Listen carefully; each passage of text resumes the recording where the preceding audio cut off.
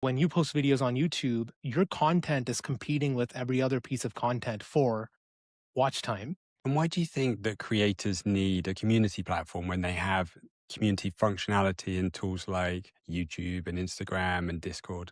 Yeah, so I really look at those platforms as rented land. Now, it's a fantastic rented land, and if you're building your audience, I would never try and dissuade someone from building an audience on any of those platforms. It's just that when you look at their incentives, so when you look at YouTube's incentive, for example, and by the way, I love YouTube. I watch a lot of podcasts and videos all day, but they're really centered around this one idea of like the watch time and video engagement, right? That's what the entire platform's about. And so when you post videos on YouTube, your content is competing with every other piece of content for watch time.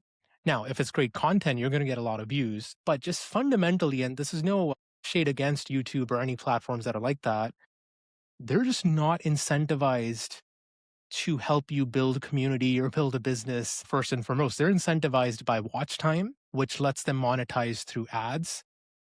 And of course, if you can, build an audience, get attention, monetize ads, like it's one fantastic way to build a business and it's been very successful, but you do kind of have to know that you're building on rented land.